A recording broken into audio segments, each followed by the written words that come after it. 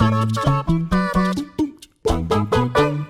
everybody, welcome to WhatCulture Gaming. I'm Scott, joined by Josh. Hello. Now, as much as one Call of Duty was not enough, it seems to be that there's another one already on the horizon. Well, of course, these games work on 3-year dev cycles until very recently, and one comes out every year, so even though Modern Warfare is yet to release, we're still a couple months away from its October launch date, we are looking ahead because the next game, the 2020 Call of Duty, has been leaked. Even though it was kind of revealed earlier on this year with a great report by Jason Schreier over at Kotaku, who said there's been a major internal shakeup, and then this leak from, let me get this right, I think it is Long Sensation over on Twitter, who has said that next year's... Long Sensation. They have leaked Call of Duty stuff in the past. They actually correctly nailed the Modern Warfare title earlier on this year before it was officially unveiled. But they're saying that next year's Call of Duty will indeed be Treyarch developed. It will be Black Ops, but that it's going to be a reboot of sorts, following in the footsteps of this year's Modern Warfare. Apparently it is going back to the Cold War, which, although we associate with Black Ops, was only really the setting for the first game. The second game had this weird hybrid of being in the past and being in the future, and ever since then, we've just launched straight into futuristic stuff. So the idea that it's going to the past is a good kind of return to form for me, who really loves that first game. Yeah, there's something about the first Black Ops. For me, Black Ops is my favorite Call of Duty. I absolutely love the story-heavy stuff. I love the whole, what the numbers mean, Mason, like all that. I think that for me, I mean, as one of the 4 people that love Lost, all that sort of that way of bringing across like what do the numbers mean, I'm getting lost and all that stuff, and all the different fan theories and everything, and obviously by the end of it, you know, you get the full sort of reveal. But I love that for me, that's the most narrative-driven Call of Duty. I know that obviously Black Ops 2, like they sort of had different branching paths and everything, but I wonder when they go back to the drawing board if they do think that a core pillar of what makes Black Ops is that story stuff, because even in Black Ops 3 when they were going mind melding and everything, still was very story-driven. Well, this is it. Like, it's this like the weird, strange thing with the Black Ops franchise, because it started off as this kind of espionage, Black Ops focused game about like these strange kind of almost supernatural-esque kind of elements. You had like, you know, personality disorders, you had people who weren't real, you had the numbers and stuff. It was very kind of rooted in that weird kind of sci-fi vein of modern military shooters. But ever since then, they've sort of moved away from that, at least from a narrative perspective. I like the campaign for Black Ops 2, but then 3's was all over the place, and obviously 4 didn't have one. But the issue for this is that if the reports about the development have been accurate, Jason Schreier said that initially 2020's Call of Duty was going to be a co-production between Sledgehammer Games and Raven, which would have been the accurate schedule, because Treyarch weren't scheduled to make another Call of Duty until 2021. Yeah, things got swapped around. Things got swapped around because Activision didn't like where that was going, and they cancelled it, and then they brought Treyarch on essentially to salvage the project. But from those other reports, apparently Sledgehammer Games, they were making a Cold War themed title. So my worry for this is that it's kind of not going to be a true Black Ops game, because Treyarch have been brought on, they've been put into crisis mode, they've been told you need to get a game out in 2020, and they've just, by the sounds of it, tried to salvage what was already there and then kind of put a new spin on it by either calling it Black Ops 5 or just a straight reboot as Black Ops. I've long thought, there's going to be a big deviation for a second, but I've long thought that Call of Duty sort of dovetailed into the more like over the top, the supernatural, the more superpowered stuff, mainly because they thought that Titanfall was going to be a massive contender.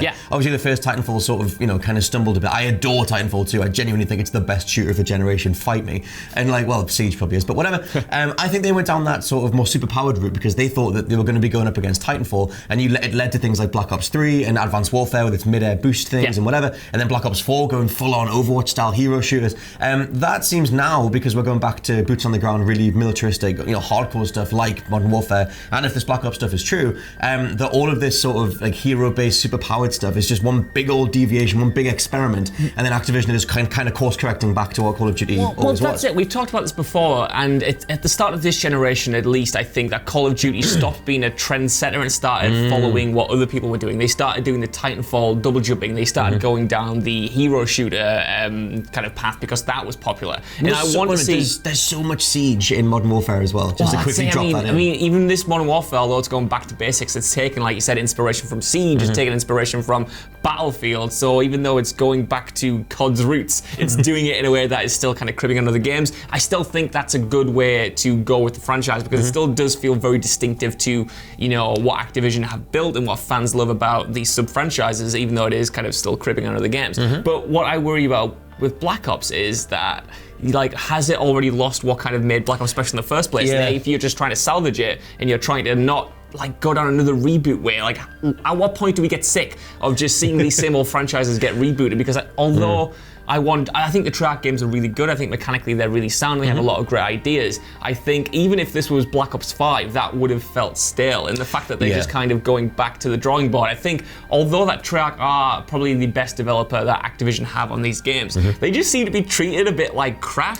It's sort of just like, well, we need a home win, or we need like something that's really obvious. So like, here's your sort of cliff notes, and go figure it out. But it is weird because if you're them, and like I said, you've had this massive deviation which has gone on for years at this point, culminating in something like Black Ops 4 with full on massive, jumping through midair with you. I forget the name of the character that has put the big puts the big thing down, everything blows up. It was full on hero power stuff. I actually really, really, really like Black Ops 4, but it's mainly because I also love Overwatch. So I think that if you grew up on Call of Duty, you're probably kind of hankering for something that is more old school. Yeah. But in the same, in the same vein, if you're them, what is your drawing board? What do you go back to? Yes. And I guess it is just doubling down on military realism and the headlines ripped from the in-game stories ripped from the headlines. But then for me, we get back to the problem that plagued the franchise in the late era of the 360 era, when we had 3 different sub-franchises all doing the same thing, all trying to be the sci-fi futuristic shooter. True. And now if we're getting one gritty reboot coming this year, and then we're getting another reboot next year, which apparently, by the way, Long Sensation also says is going to be even darker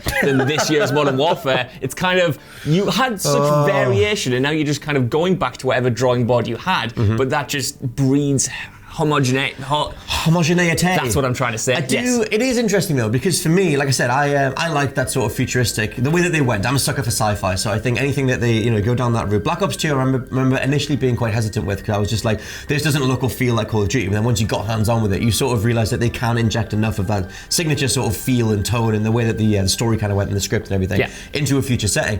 It is, but if you're stripping all that stuff away, it's like, what even is Call of Duty at this point, other than just being like the most catch-all pop song version of military video games? And this is why I think that Activision just need to take a break. I feel like even though they are not some of the games have faltered, but they're still making a ridiculous amount of money, I just think it's sort of reached a crisis point. From what we know from Jason Schreier's reports about the insane crunch that went into Black Ops 3 and 4, and now inevitably 5, because they've got 1 year less to create a title. It just sounds like internally the studios are burning out and are unhappy, and Activision are kind of just throwing everything at the franchise and not allowing it to have that creative break. I mean, it's kind of a unique thing. Other than sports games, there's nothing that's gone on for this long, where you got you're turning stories around year on year. Obviously, Black Ops 4 didn't have one; people didn't like it. We're getting a campaign in Modern Warfare again, and they seem to have had enough time to put together a campaign based on a 3-year turnaround.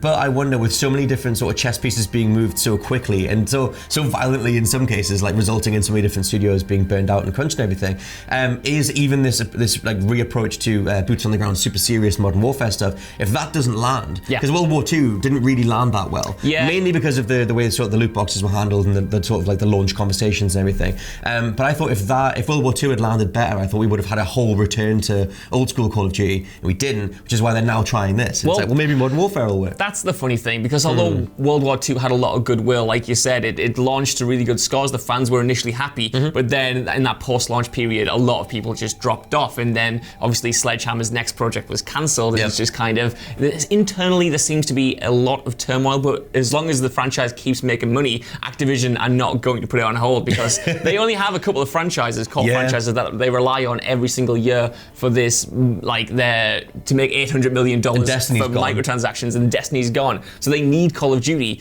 but I'm not sure if they have the infrastructure anymore to make great Call of Duty games. I wonder how many these like really core decisions come down to the fact that their main creative leads aren't there anymore. Like I always get these names wrong, but I think it's Vince Zampella and Jason West, or Jason Zampella. No, you got that right, I think. Yes, the first time. Who went over to Respawn, who were working on Jedi Fallen Order, who did Titanfall. Those are the two sort of main creative leads that were working with Infinity Ward when Modern Warfare became the world-enslaving, massive media project kind of thing that it was. And at some point, you just don't have those people to go back to. And I don't even know how much of a future vision they had, how many notes they left behind, or whatever for potential future sequels. But it reminds me of what happened with Assassin's Creed, where we saw Patrice Désilets left the series after Brotherhood, maybe Revelations, and you could tell immediately that sort of creative vision wasn't there anymore. And obviously with Assassin's Creed, they've managed to turn it back around. Origins and Odyssey have been received pretty well, especially Odyssey. And it's just weird with Call of Duty because, like I said, if I take a step back from the whole series, I see them trying this whole Titanfall chasing side thing without their creatives who have left, trying to keep up with them. Kind of, okay, well, if our leads are going to be doing this, then we best be doing this. And that's just sort of meted out in a way that I assume they didn't predict, because Titanfall didn't become the massive shooter that they could have thought it was. It should have been. It absolutely should be, and totally go play Titanfall 2 if you haven't. And now we're at this point where Call of Duty has tried a few different things, and now it's trying to get back to its signature identity without the people that helped build that signature identity in the first place. Yeah, I mean, I think you made two very salient points there. That's like one right there about like the people not being there, even though the new Modern Warfare has caught at a lot of talent that did work on the original games. I still think it looks really promising. Yeah, it still looks promising. I think they're trying to find something. They're finding their own distinct identity with that game, but it took Infinity Ward arguably 3 titles to get there. And if the other studios have to follow suit, then we're going to get bad Call of Duty games, and then we're going to lead to this burnout even more. But I think the biggest factor is Assassin's Creed. Even though they had a similar setup to Call of Duty when they had different developers working on the different sub-franchises, giving them a few years to turn around titles, that still burnt them out. That still led to releases like Assassin's Creed Unity, which soured everyone on the games. And it was only when they took a break, kind of stepped back, looked and reevaluated everything, changed a few things, came back with that creative passion in that signature vision return, that they actually, got Assassin's Creed back up to those ridiculous heights that it was back in 2010 or so. That's what I want them to do. I would like Activision to take a step back. Like you said, it's going to be Activision's problem, because if they take Call of Duty away, they don't have any massive money bringing in IPs, because they've lost Destiny. They are their most lucrative franchises, and if they go, like, for their investors, their shareholders, by the way, we're not doing a Call of Duty this year, that's a massive problem for their balance sheets and all that kind of thing. So I think it's more on Activision's side. Like you said, you can kind of tell that they're cranking the handles and making stuff come together, even if it feels kind of unnatural. Which is all to say that I still think this sounds kind of promising. I like the idea of Call of Duty getting back to its roots and becoming the signature franchise that it always was. Like you said, it's been chasing other franchises for years at this point. I just kind of wonder how you do that and how much you make a mark when you're fundamentally rebooting something that we already associate with a couple of other people. I agree. I mean, like, Treyarch, even in their most difficult times, have not created a game that I have disliked. I think they've all been solid. They've always overcome the challenges. I just fear for how many times they can do that before they deliver a dud, because I mean, it has to happen inevitably. The amount of stuff that's happening, or has allegedly happened in that studio, is just kind of crazy, considering the high quality products they still manage to pump out at the very end of that cycle. At some point, sheely creative people will always result in something worthwhile, providing they're given just enough time to do it, which is obviously the fact that the way that their crunch culture sort of works. But let us know what you think down in the comments below. Maybe you're looking forward to a Black Ops reboot, and what do you think of Modern Warfare as well? For now, though, I've been Scott from WhatCulture.com. I've been Josh from WhatCulture.com. I'll catch you next time. Bye. Bye. I moved my chair so much. You were like shaking, whoa, brother.